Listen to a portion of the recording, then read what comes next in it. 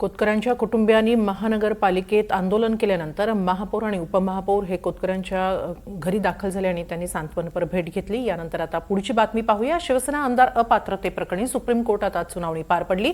यावेळी ठाकरे गटाच्या वतीने कपिल सिब्बल आणि देवदत्त कामत यांनी बाजू मांडली।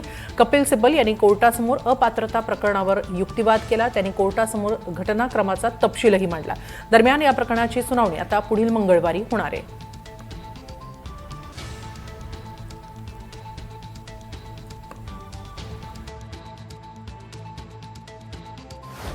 आम्हाला पूर्ण अपेक्षा आहे की हे सगळं सरळ अगदी सूर्यप्रकाशा इतकं स्वच्छ आहे की यामध्ये कोणीही कुठचाही वाद प्रतिवाद केला असेल तरी तो टिकून राहणारा नाहीये। कारण शिवसेना प्रमुख आदरणीय हिंदुहृदय सम्राट बाळासाहेब ठाकरे यांनी निर्माण केलेली शिवसेना ही शिवसेना आज उद्धव बाळासाहेब ठाकरे जे शिवसेना पक्षाचे पक्षप्रमुख आहेत त्यांचीच आहे आणि तो खोडण्याचा जो परिणाम किंवा तो खोडण्याचा जो प्रयत्न ज्यांनी केला तो मला वाटतं आता या सुनावणीनंतर नक्कीच आणून। विशेष म्हणजे उद्धवजी ठाकरे अध्यक्ष निवड जी पक्षाची झाली त्या संदर्भातले काही कागदपत्र हे इलेक्शन कमिशनच्याच वेबसाईटवर उपलब्ध आहे।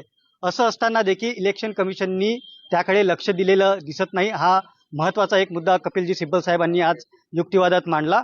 याच्यामधला जो फरक आहे आणि त्यात राजकीय पक्षाला असणारं जे महत्व सुभाष देसाई खटल्यामध्ये आणि वेगवेगळ्या सर्वोच्च न्यायालयाच्या खटल्यामध्ये अधोरेखित झालेला आहे त्याच्याकडे दुर्लक्ष करता कामा नये असं संपूर्ण युक्तिवाद सुरू असतानाच सरन्यायाधीश आणि इतर न्यायमूर्तींनी सांगितलं की तुमचा पुढील युक्तिवाद आपण मंगळवारला आता ऐकूया।